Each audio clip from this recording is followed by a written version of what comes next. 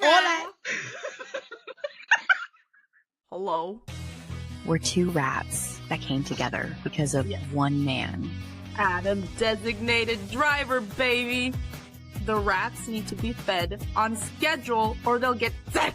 Shelly and I will be interviewing the cast and crew of the Adam Driver play. You are listening to Great Driver. We both posed at the same time. That was so cute. Oh my god. Oh my gosh. Hey, oh my god, we're almost color coordinated. Well, yeah, we are. Well, I don't have Adam Driver. It says Chaos and Order. But it's the same color. It's the same color. It's just reversed. God, we're both, I'm Dijon mustard and you're like yellow mustard. I'm like gallbladder. This color is gallbladder. Good lord. It's like very specific. Yeah. Oh my gosh. Guys, oh. we are so, Shannon is wearing this t-shirt for a reason. I mean, obviously because it's the Adam Driver podcast. We have a special guest today.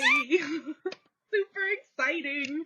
There is an off-Broadway play production called Show Your Shirt, Adam Driver. When were the dates? I think it was like the 7th, the 9th, the 13th, and the 19th. So today, when we're filming this, today's the last day. So today we have a special guest episode. We are interviewing the 2 co-directors and 1 actor from the Adam Driver play. Amazing. And I'm a little nervous because this is like the first interview that we're doing that's like strangers, you know, someone that we don't know, because like Candace, we both knew beforehand. And so like this feels like so official, like actual actors and co-directors of a theater production off Broadway in New York, you know. It feels like a big deal for sure. Mm-hmm. I knew that like I wasn't seeing a ton of coverage on this play. I wanted to get the insight on this project. What was the purpose of it? What made them write it? Me and Shelly had a lot of questions that we wanted to get answered and to give this play, you know, a little bit of coverage for sure. So and some love and hype, because like it's a big deal to have like an actual like a full theater production. So I mean it's a big deal for someone to, you know, get a theater production up and running. Yeah. We're excited, and even though we don't know them, I'm pretty proud of them, even though I've like never met them. I mean, the little bit of conversation I've had with them, they seem like really great people, so I knew that this would be, it would feel like a good opportunity, good people to talk to. Even if they're not all rats, that's fine, because they're going to be rats now. Yeah. They're rats now. They're rat recruits.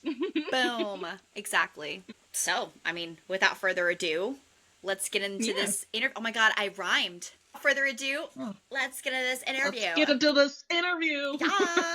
Without further ado, let's get into this interview. Interview. Hey. What? Hey.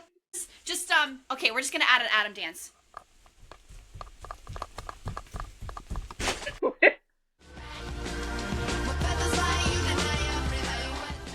I love that dance. He's done that like twice on Girls Now. He did it in season 1 and 2. And he like stretches out his like neck sometimes. It's not quite the Will Smith thing. I feel like he moves his chest more than his neck. He's like, I got all this pec to move. Might as well. Yeah. He's doing like a Shakira like thing with his boobs. Be like. I'm just going, La Tortura. Oh my god! I don't know the Spanish, but I know the song. We're just going in and out of this chaos. It's fine. Yeah. Without further ado, let's get into this. Let's get into the interview. Boom. Hey. Welcome to Good Soup Great Driver, everyone. We're so excited you guys are here. Thank you for agreeing to this. This is so amazing. Yes. We're happy to be here. Yeah, thank you. Happy to be here. Happy to be here. So, who's ready? I'm not ready. Totally. I have my coffee. Yeah, I have my chai right here. Nice. I finished my coffee already. So. I had 2 today, so I decided not to have one now. I know, I end up having too much caffeine when we record, and then I don't shut up, and Shelly's like, I can tell you've had your coffee. So I'm like trying to bring it down for you guys, so I'm not like... Okay, so first off, congratulations on your production. Thank you. Thank you so much. You're welcome. I feel like, I mean, obviously we're all strangers, but I'm like so proud of you guys, even though I don't know you. Thank you. Yeah, I agree. And it's not even just because of Adam Driver or anything. I think it's just because it's a big deal when it's like a small little play. You get this opportunity to tell your story, Francis, and then you guys help tell their story. It's great. And then you get to share that with everybody. And I hope you got really great feedback from people that did get to go and everything. So yeah, so far so good. Amazing. Who here is a fellow rat that was an Adam Driver fan before the play?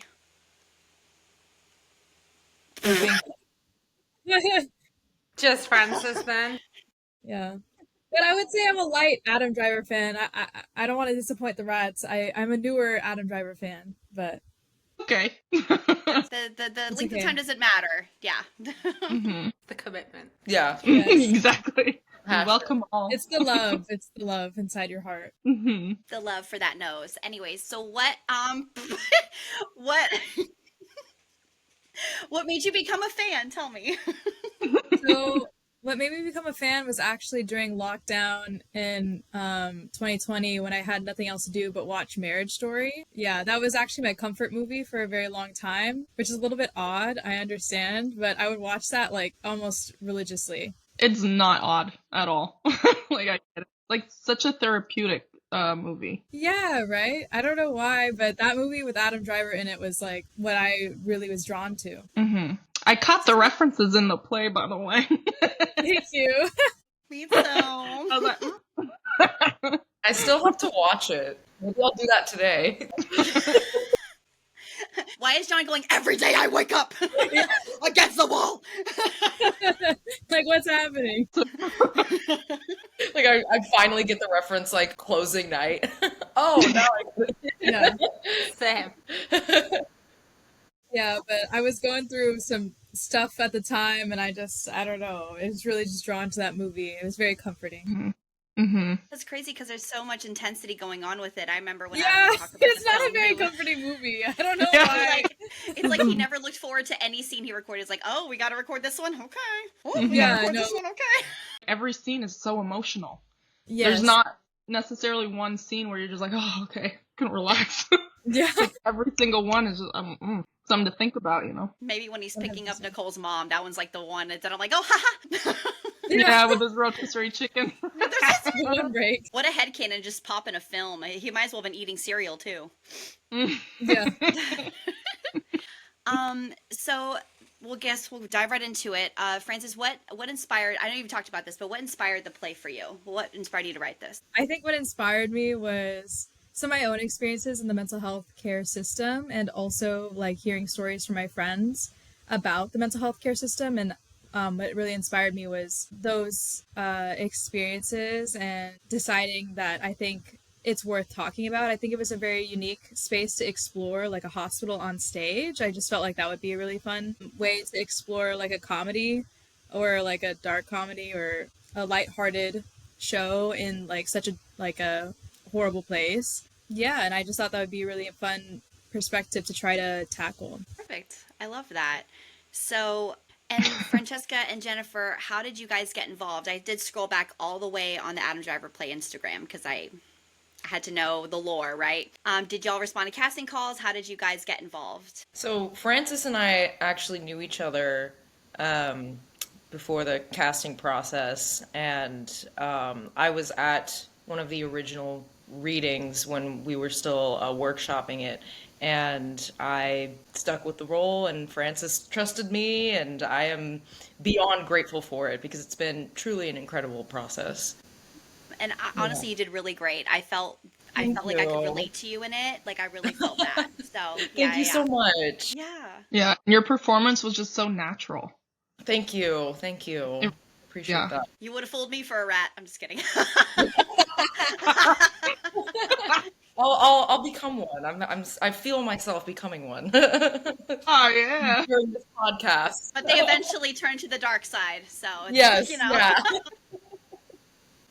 And Francesca, what about you? So Francis and I were actually involved with another production company project around summer, right, last year.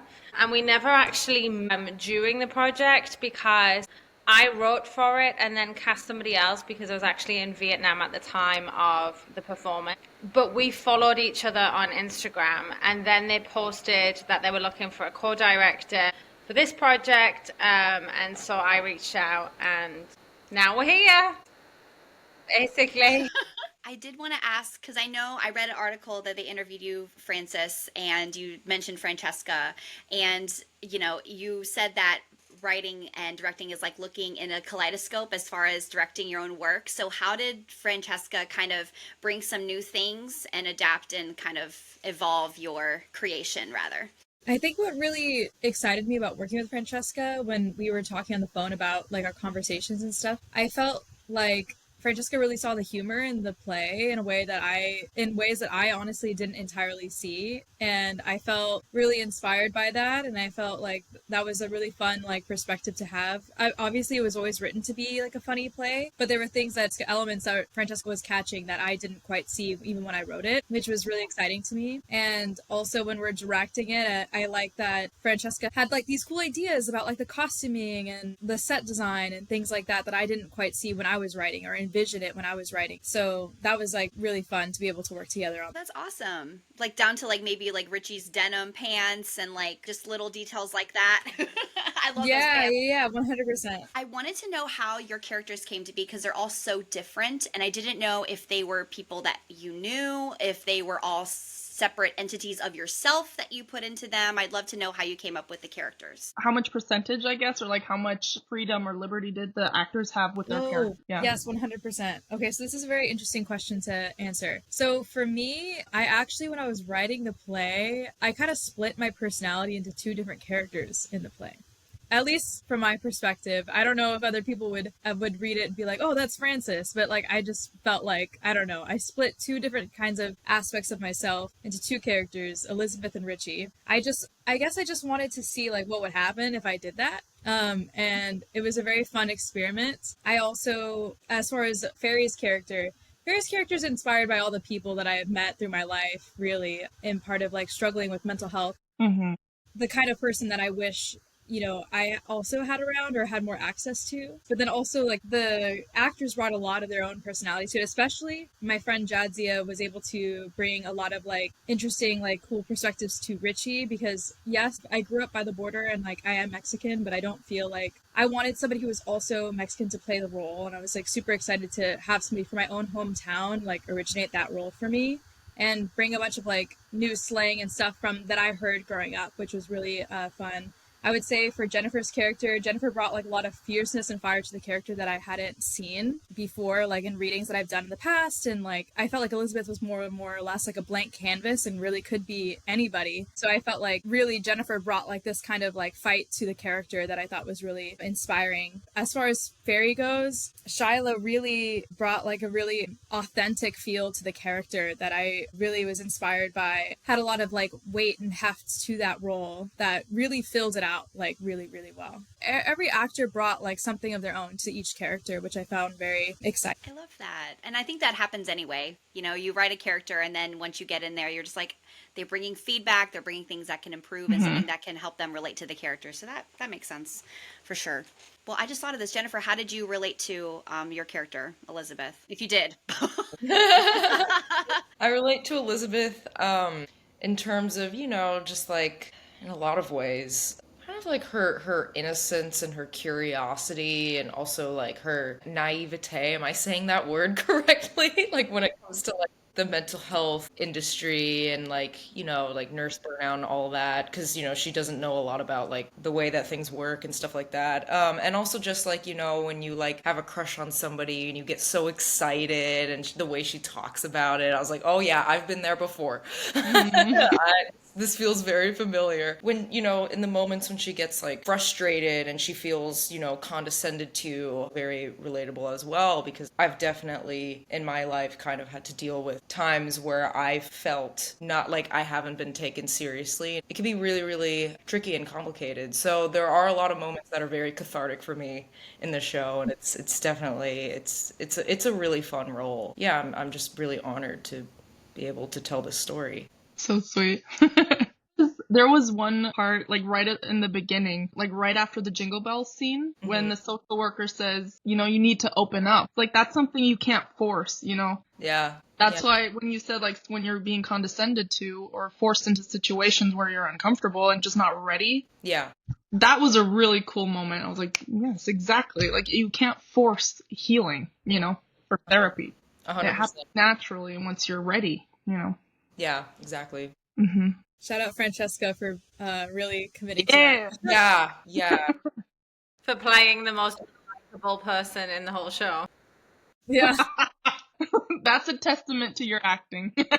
Yeah. I did want to ask about the Jingle Bell scene. I want to know your interpretation of it. Is that an actual, like, similar group session that you've had, or someone that you've... Like, specifically, like, the social worker being condescending to the patient, or to Elizabeth? Or you mean, like, the whole scene, like, the whole singing scene? And yeah. So as far as, like, group activities go in, like, a psychiatric facility, they have, like, a lot of different things that they do. I have experienced that they have not like that they will do things like singing, or they'll do breathing exercises, and they'll do like, everybody will get together and we'll talk about different movements and stretches that we can do. So that was my inspiration behind that, was just like the different activities that people can do in a psychiatric facility. Because there's a lot of things that they have them do. Mm-hmm. Right. And then as far as like the experience with the social worker, that like represents like all the different experiences that I've had, that friends have had, that the social worker interaction where the social worker is quite mean to Elizabeth represents like all the different experiences with maybe not the most qualified people in the mental health facility throughout my life, throughout the stories that I've heard from other people. And I just wanted to capture like a little snippet of what that could look like. Even before I watched the play, I was like, okay, this is literally like an interpretation. Because I wasn't part of Kylo Talk in 2020. And everyone talks about how healing and the era it was. So I had a feeling that like, this has to do with lockdown. And I kind of interpreted that scene to be very much like how lockdown was. It's like, okay, cool, we don't have to go to work. We can stay home. Yay. And then it was just like that's how I interpreted it. Like, just kind of, okay, it's not fun anymore. I don't want to do this anymore. So I don't know if that's why it was stretched out and like, I don't know. That's how I interpret it. Yeah, so why it was so long. I think that's an interesting take on it. I think for me, when I wrote it to be that long, I honestly just wanted to capture like, like how monotonous and tedious like some of these group activities can be. And how it feels to sit there for that long. I didn't want to like experience that. I wanted the audience to fully experience like what it would be like to be in a group setting like that, by actually having the whole song play out rather than showing only a snippet of it or cutting it off midway. Yeah. So like I said, I went into it with like that preconceived, which I shouldn't have done. But I was just like, oh, this is about COVID lockdown probably. I think it's an interesting take. I never thought about that, but I think that's really cool. I just assumed because, Adam was like your little baby. And so. Yeah, it might have been like subconsciously, to be honest with you. Like subconsciously when I was writing it. Well, I guess I can open the floor to Francis and Francesca. What is producing a play like? How would you kind of like describe that, and what is that like, especially with working with each other in that way? It's hard. There's a lot of little technical elements that kind of go into it. I think that I hadn't had a lot of experience producing, and luckily Francesca has had a lot of experience doing it. But there was a lot of like little things that you don't really think of until like all of a sudden it's like super important, and you're like, oh shit, we need to... And you're like, shit. Yeah, we need to have instruments by tomorrow. We need to make playbills all of a sudden. We don't have any, or everything was fine. But like definitely like little moments like that was new to me. It was in producing and things like that. Nice. Francesca, would you take it away with how do you produce? Well, I mean, like, do you want like the technical aspect of like how do you get a show on stage, like the avenues in which you can do that? Like, so there's many different ways to put things on stage, right? Like you can do it through player festivals, which all have different requirements to get accepted. Some are more notorious than others, and they generally provide the theatre, some and a tech rehearsal and whatnot. Some of them provide rehearsal space. Some of them provide like tech people, but these are all things that you also have to take into consideration if you're putting something up, that not every festival or whatever does provide a tech person. So there's things like Francis was saying that you don't necessarily take into consideration. You like write, there's different requirements for different things, and then you can also, you know, submit to different theatres and be part of like their annual programming, which also has different requirements per theatre. Or you can also completely self-produce on your own, in which you would rent a theatre space, which is pricey. In New York, it's from pretty much anything from like $7,000 a week to, as you know, whatever theatre you want can be as high as you want.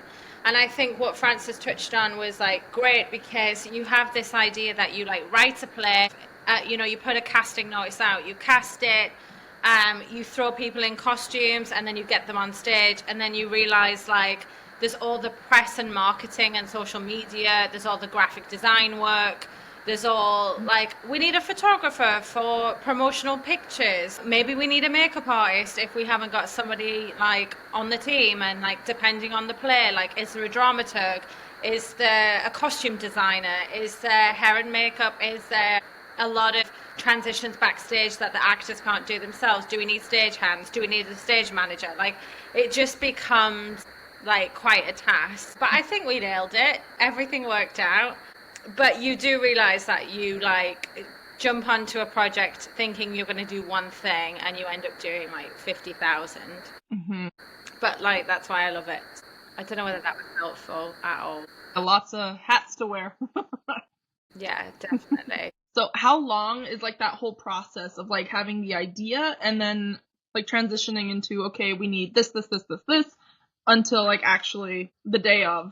It really depends on you, I think. Like it really depends on like how much time that, because I know Francesca has put up shows like as far as I know, like that, which it depends on like the festival, depends or the venue that you choose, and it also depends on like how much time that you want to devote or have time to do for the show. Mm-hmm. For us in the Fringe Festival, I think I started writing it like the show back in like November, and then finished it around December, and then we started like getting the process together for casting December, January, and ended up starting rehearsals in February. We had some recasting and things happened, and like, you know, things that you don't expect, to people don't have the availability that you need, or, you know, things like that that can slow the process down. So we started rehearsals around February, and we've been rehearsing ever since and working on different things alongside the rehearsal process, like how to communicate with the technicians, figuring out the media, like Francesca said, like how we're going to promote the show, figuring out, you know, photographer for opening night, and figuring out like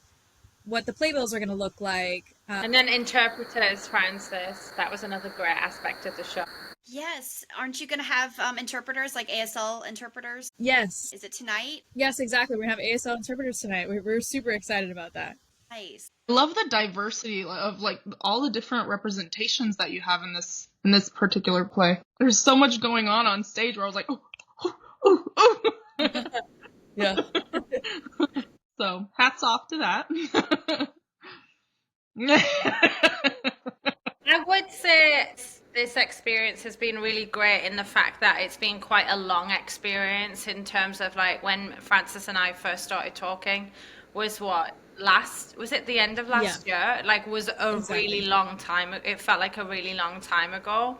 Typically that's not normally, like that hasn't really been my experience, so it's not really how I usually work, which has been nice. Like I'm about to take a show to London in August that I wrote in 2 days and then submitted it, and I'm casting it at this, so like everything's kind of like bam bam bam. But this has been really nice that we've had like the breathing room to talk about the project, talk about the goals. Casting was done pretty much way in advance of like any rehearsals. We've had more time to like explore in the rehearsal room, which has been really nice. I love that. I didn't realize, because everyone thinks I was a theater kid and I wasn't. So I have no concept of like how a lot of it works. So that's really cool. I'm glad that you explained that. Okay, so I did see that the first thing you posted on the Adam Driver play is that you held an Adam Driver lookalike contest. We were going to. It got shut down. It's too late. And next time, if we ever put up the show again, then I think we should have an Adam Driver lookalike contest. It's my dream to have one. I think that would be, I think that would be fantastic. I just wasn't sure, like, how many people I knew in New York that I could, like, make come to the Adam Driver lookalike contest, you know? Because I don't know anybody that looks like Adam Driver. But, well, except John, I guess. But, yeah. Well, that's funny because you know the whole thing that went viral, like the Timothy Chalamet lookalike, and it's like you created that trend. So just take that for yourself, Frances. Okay? Yes.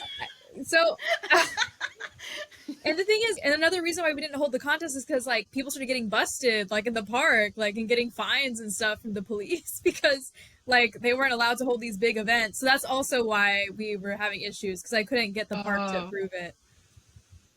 I mean, that makes sense. Talking about that, Frances, like, why don't you talk about the billboard in Times Square? Because that's a funny. Oh, yeah. So we didn't have a lookalike contest. We did have our poster go up in Times Square, which was super exciting.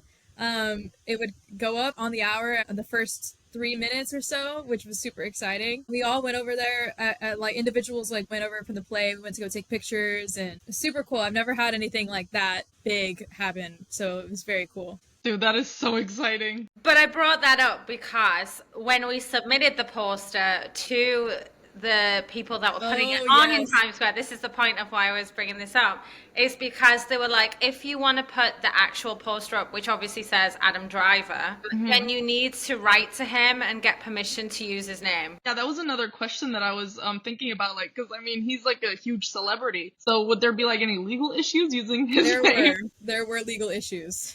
Oh, oh. He's like, you can't use my name. Don't use my name. How dare you? His name is copyright, though. My name is copyrighted. We obviously couldn't risk it, and they wouldn't allow us to put the poster up without. So we had to bleep out like the entirety of the name. If you look on our Instagram, you can see that it says like Adam, and then it says D, and then it has like asterisk, like exclamation point, blah blah blah, @ R. Yeah. Adam. Making shit difficult, son. Yeah, literally. I still remember having to draw out, like, because we wrote Adam Driver out, like, and Francesca photoshopped it for us. And I remember, like, sitting there in my room, like, figuring out, like, what are we gonna do? No, he's gonna sue us. And apparently he doesn't take jokes he doesn't like jokes. That's what I've been told, that doesn't really like, I heard that from somebody. Don't quote me on that, but that he doesn't find that kind of thing humorous. He hasn't contacted us with any problems, so I think it's all okay. I mean, that's semi-good. Like, it'd be nice for him to reach out. It would be nice. I'm hoping he comes to the show tonight. That's what I'm banking on. Okay, here's my question for that. Like, if there's one scene that you would really want Adam Driver to see, what would it be? The dream sequence, 100%. I think, I don't know if he would like it, but I think that is all for him, that sequence. Yeah. There's so many references. Like, oh, white noise, Marriage Story. Yes. And then the abs, especially like the abs. Yeah, the abs. That was so good. I also love the silence reference, by the way. I feel like that one doesn't get a lot of hype. I spent a lot of time researching like Adam Driver movies, which was really fun for that scene. That was really fun. I like doing that. Oh no, I have to watch Adam Driver movies. I know. Oh no. Oh my gosh. So how did you find John? Like how did you find him then if the lookalike contest didn't work? Well, we did backstage, and luckily I was open to anybody who, honestly, that even if they didn't look like Adam Driver, but they had the Adam Driver essence to them, I was open to that. Then I saw John's submission, and I was like, whoa, he kind of looks like the dude. And he was a good actor, and I was like, this is great. Like, why not go with this guy? It all just kind of worked out. Backstage slayed on that one. Yes. I feel like he really got Adam's vibes while acting. I mean, I don't know how he is in real life, obviously, but I feel like on stage, I was like, yeah, I could see Adam doing that, or like moving like that, or like, you know, kind of bending over, or like walking away, or saying it in a certain way. So I feel like he got that down. Yeah. Was that intentional on his part? Like, did he do research or was it just him? I think it's just him. Nice. Hang on to that. He did have some questions though. I remember him asking the rehearsal process, like, how much am I supposed to be like Adam Driver? Am I doing like an Adam Driver impression or is it? But we wanted to kind of scale it back. We didn't want it to be a full-on impression because, you know, then I think it would have taken away from like the tone of the play. Mm-hmm. Part of it was just him. He might have done some research on his end, but either way, we liked it, so it was great. We did too. Yeah. Well, I was watching him, and even some of his mouth movements, I was like, what is that? You know what I mean? Just little things precise. That we touch on. Yeah. I'm like, that could just be him or. Oh, so you said that you had gotten inspiration from your own personal time in like the mental health world, but also heard from other people. You had different card games. There was like the panic attack scene, the conversation with Fairy. Were all those, like what you said, like inspired by what you mentioned before?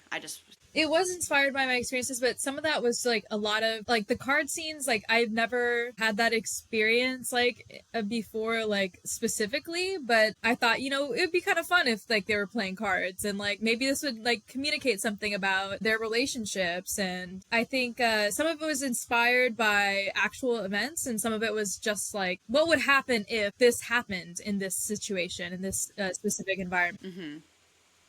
Just kind of like creating a scene and like a setting of like isolation and like how chaotic it is despite it being so like calm and everyone's supposed to be healing in there, but there isn't much healing and you're not getting the support. So I think I got that for sure. Mm-hmm. Also because healing is such an individual process. You know, even though they have like these group sessions, still everybody's like at different stages in their healing. So you can't really like smush everyone together and expect them all to heal at the same time, you know? So that's why I really liked the fact that Nurse Adam Driver gave Elizabeth something for her to like express her creativity with. Cause I myself, I related to that so much. Like that resonated with me. I was like, yes, because creativity, you can just like do it, you know, you can just like express whatever's going on in your head and your, you know, emotions or whatever. So that was something really powerful. I really like that. Thank you. Mm-hmm. I did notice that at the beginning, you know, he was like, what do you like to paint? And she says landscapes. And then she ends up drawing him later. So it's like being outside was the muse to like get an escape from being stuck inside. And then all of a sudden now it's a handsome man's face. Yeah. And like also sometimes you just need kind of like a push, like some source of motivation. And for her, that was either like a, you know, her having a crush or a hyperfixation or what have you. So that was like really nice to see like, oh, there, now it clicked. Now she's ready to like, you know, really start healing. Cause in the beginning she was like so frustrated, you know, and like so, I mean, clearly depressed.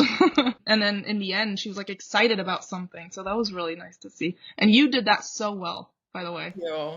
You could really see that arc. Yeah. Was that something you wrote or was that something that kind of happened? Like, did you, not saying you drew a nurse, but I didn't know if, but like, was that something that you just thought of or did that inspire that or? Oh, that question's for me. Sorry. Right? Yeah. Yes, actually it was inspired. I'll say it, but I hope it doesn't take away the magic of the writing. Actually, I did have a stint in a psychiatric facility. And I did, in fact, give a nurse a card, and in fact, he could not take it. So it was inspired by something that did actually happen to me.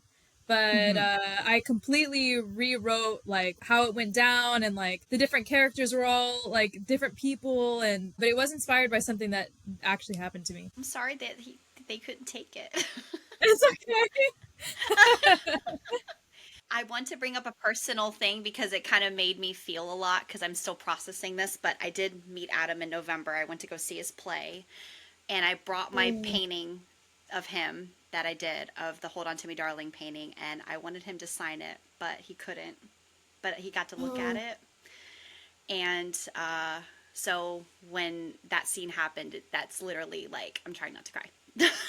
But it literally, like, that's like what happened. He was just like, oh wow, that's cool. And then we're getting the camera set up, and then he was just like, that's an amazing painting if it wasn't my face. Uh, no, because there's something so like evocative about that, like Yeah. that experience, which is why I wanted to write about it. Like giving somebody something and then having them not be able to take it, especially something that you've worked so hard on or you've spent a lot of energy making for somebody, and then for them to be able to not take it is just it's so embarrassing, but it's so like lovely also to like create something for somebody and like And then that not to be received is just strange or unusual. yeah. So it's like, how do I behave now? Yeah. I don't know. How do I react to that? Yeah, and then so after he said that, I was like, oh, stop it. Because he was being just like that humble, you know, like, oh, it's about me, blah. So I was just like, stop it. Well, I'm not trying to brag. I swear to God, I'm relating to your thing, but like, I showed him a tattoo of him too. Oh my God! Did he like it? So he looked me straight in. By the way, he's very like eye contacty, but not like in like a overwhelming, you know, tism triggering way. It was very just like he's very like listening to you. And so I'm looking away trying to like gather my words, and then I look back at him and he's still looking at me, and I have a 3-second video of him looking at my tattoo then looking back up at me. And I'm like and he was just like, "Oh wow, when did you get it?" Like he inquired about it. So it's not like he was like, "Okay, gross." Like yeah, weirdo. which is good. Yeah. I'm glad that he wasn't that he was cool. Yeah. So that's why I related, because I had a weirdly similar thing with with Adam, so I just wanted to share that. Yeah. That is so funny. Yeah.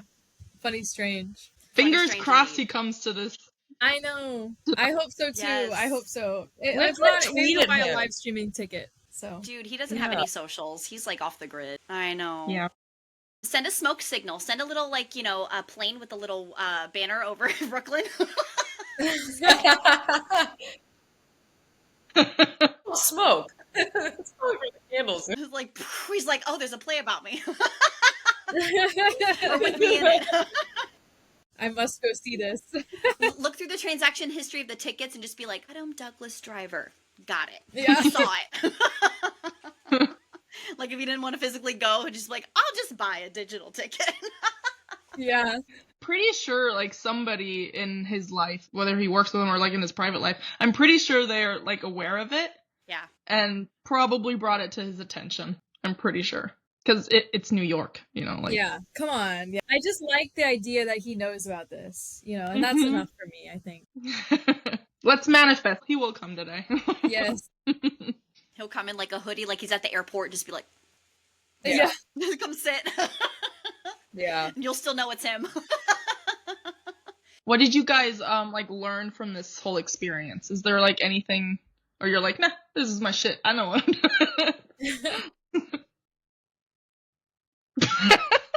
Anyone? Anyone? Hey. It's one of those things, like, I know I've learned things, I have to, like, think about, like, how to put it into words. Like, I don't... I've learned a lot. I've learned a lot about myself and, like, my own process writing. I've learned about other people, like, how to work with other people. I've learned a lot about producing and how difficult it is, actually, to reach out to media outlets. I didn't know about all that side of producing, which was super fun. Yes. How literally just producing a play in New York can look like. I've never really produced a play here before, so that was pretty new to me. This is my first off-Broadway show, so I've learned a lot about how it works, people, the process. Yeah, yeah.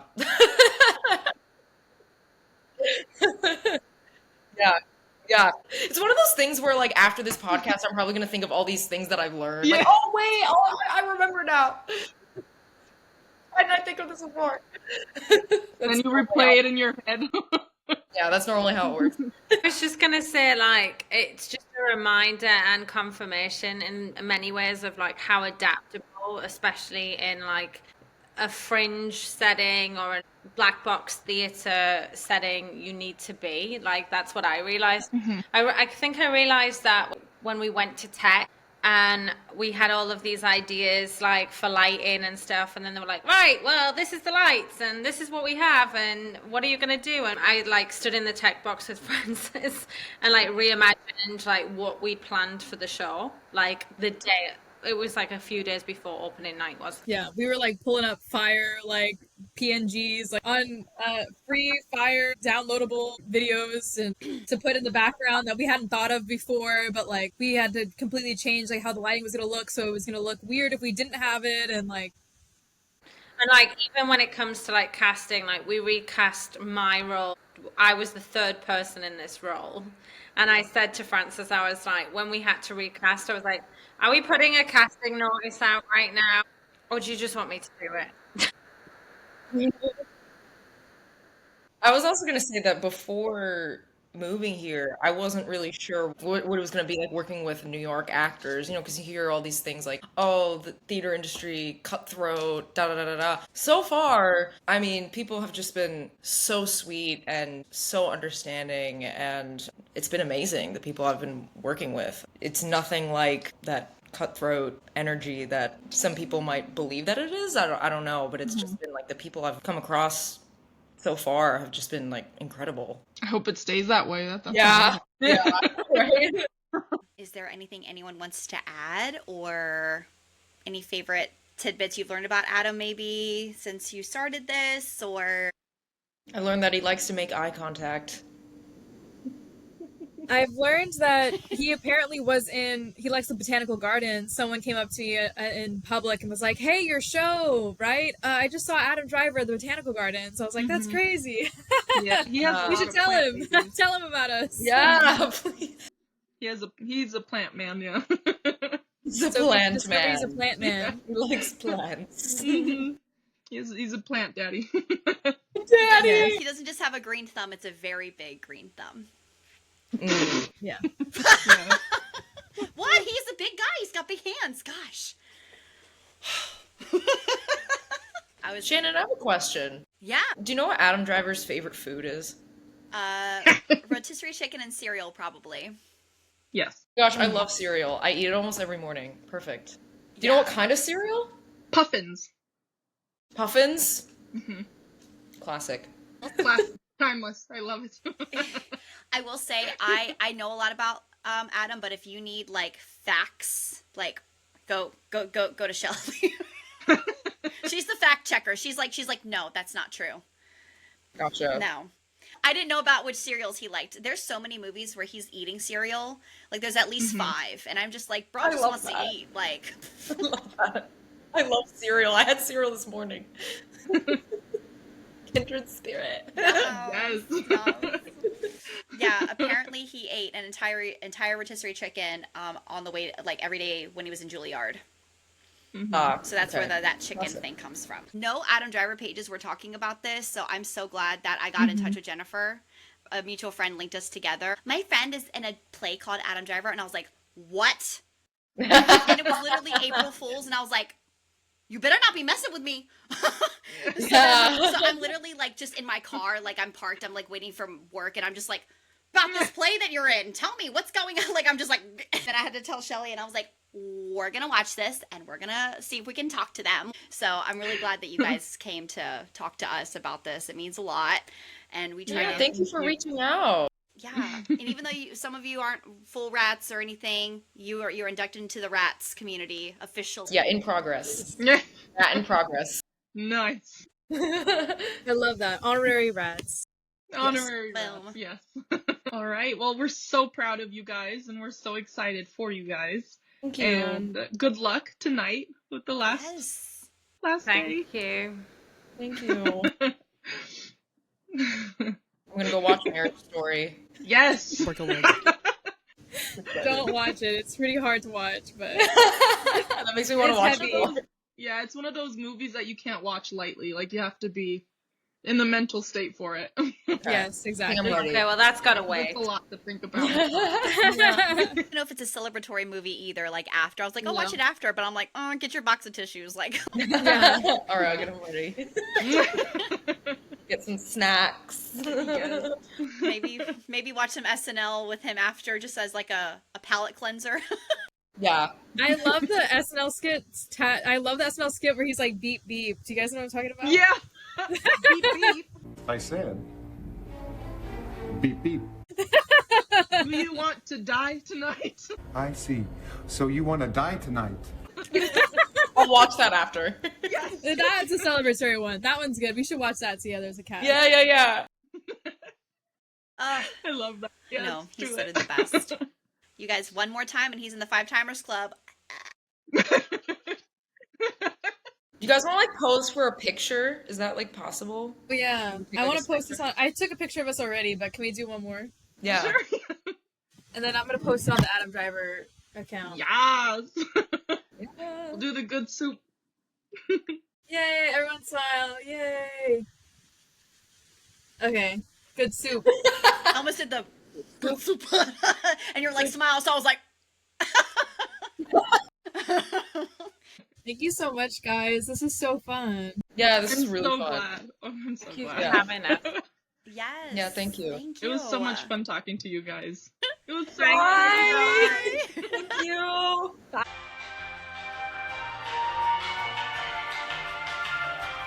And there you have it. That was a lot of fun. That was so much fun talking to them. Yeah. I was like so nervous in the beginning, and then now I'm just like, they're really cool people, really chill. That was a lot of fun. And I'm just so glad that they were available and was willing to talk to us, because I know that the play wasn't a complete focal point of Adam, of course, but it was it's the reason that it came to fruition. And they said that. So thank you guys again for coming to see us and talk to us. It was a lot of fun. We learned a lot, and we're just excited that you shared all of your experiences with us. That was great. Yes, dipped a little Adam Driver into your life, and we won't protest to that. So never can't get enough of Adam. No, never. He's a great role model to have, or a great muse to have. So I wonder if they tried wigs with him, but then they're just like, oh fuck it, just have your natural hair. Yeah. Oh, I should have asked that. Did you put any wigs on, John? John, when will you wear wigs? Have you worn wigs? John, please. We didn't get to talk directly to John. John, you did a great job. And if you were emoting Adam, we felt it. Congratulations. Good job. Good soup. Good acting. Okay. That was so concise. It's so funny because I think you and I record so much that like when we record, I was like, are we done? Did we do the hour that we promised? I know.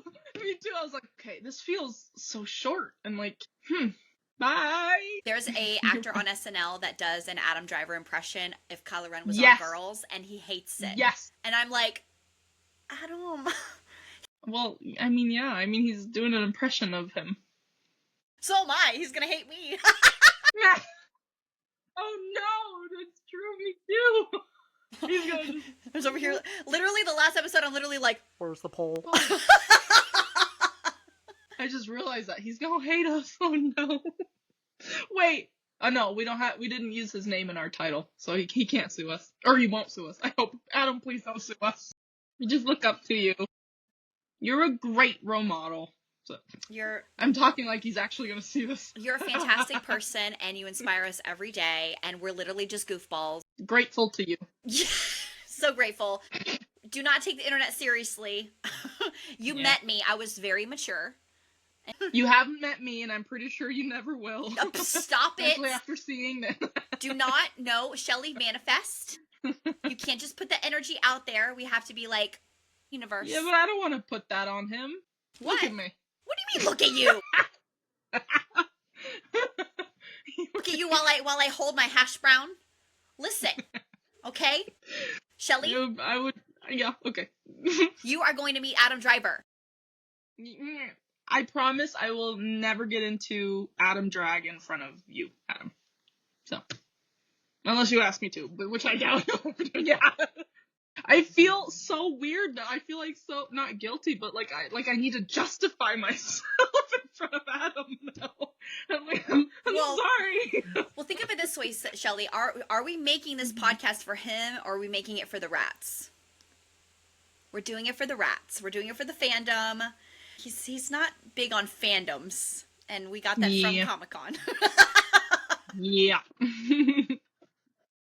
There was an ad in somewhere for Adam. It didn't say specifically Adam Driver, I think. I'll get to that in a minute. And basically, he and Joanne were looking for somebody to take care of his plants. And the lady that did it said it was Adam Driver. And, like, he left her the keys, and he's like, this plant does this plant needs this much water, this type of care. So she said, he is such a plant daddy. Like, he has a lot of plants, and he loves tending to them, so my God. That's how I know that. Yeah. I'll have to find the article, or like if it was a TikTok or an Instagram post or something from that lady. But she was like the caretaker of the house while they were like on. Maybe it was like for like a 3-month for like a movie or something when they were like both either in Italy or something. Yeah, maybe. But yeah, so that's what I was like. He's a plant daddy. That's so sweet. I literally tell people, like, I don't even have, like, a green thumb. It's, like, brown. Like, it's brown. Like, I have no concept of, like, plants. And, like, I'm like, I'd probably have, like, succulents and cactuses in my house. They'll live on their own. They don't need me. I love having plants around me, but I'm, like, not the best at growing them. Right. I feel like taking care of them, yes, but, you know, some will die sometimes here and there, you know. So I feel like I'm still in the learning process of that. Mm-hmm. But now that I have a house, it's different, especially like the backyard. Mm-hmm. I feel like even though my husband, he tends to the garden a lot more. Like, he's definitely also plant daddy. Now that I think of it, he's definitely like the gardener. Mm-hmm. Like, he has a bigger green thumb than me. But I just love having plants around me. But it's fun tending to a garden, like actual garden, not just like, you know, potted plants, but especially now with spring and summer coming around and we actually have like the garden ready for it. Yeah. So much fun, and I can't wait. Like, I have so many ideas, like what I want to do, what I want to plant, and yeah, like plant your own veggies, and then you could just grab them from your own. Yeah, like So you can find us on socials. We're on Instagram and TikTok at Good Soup Great Driver. We do have a Patreon, so of course we don't post everything here. If we go a little too unhinged, we do put it there. Yes. And it does get rowdy. And we do. It's a lot. Yes. Because me and Shelly, we bounce off each other, and then before you know it, we're like, whoa! Wee! We're like, wee! So if you guys want some extra content, we are going to hopefully plan a live episode and maybe even like a little me, Shannon, and Shelly watch party. Like, we're watching Adam Driver film together. That way we can have that unhingedness available to you and just share between each other. So that'll be great.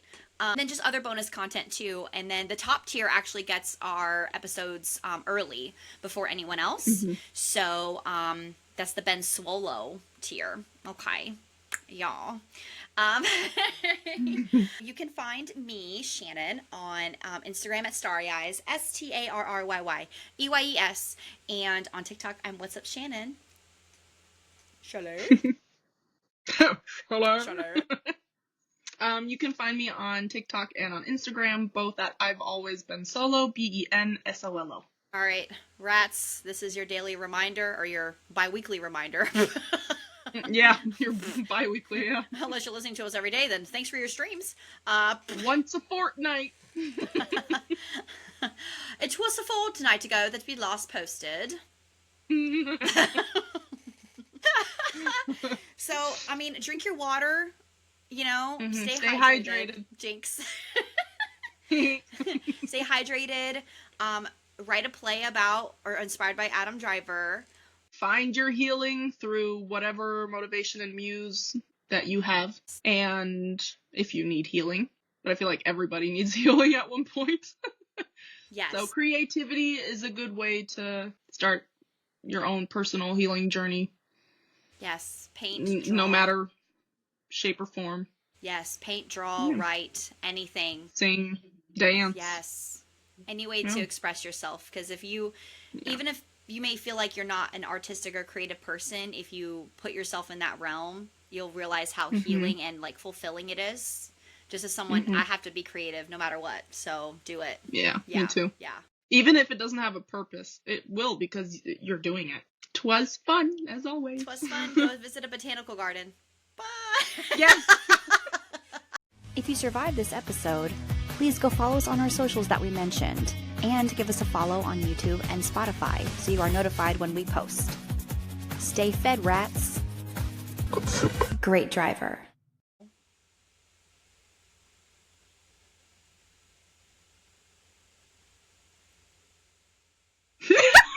Sorry. I did a face too, and I was like, I'm gonna do that for her to like see it later while she's editing, and then you did a face too.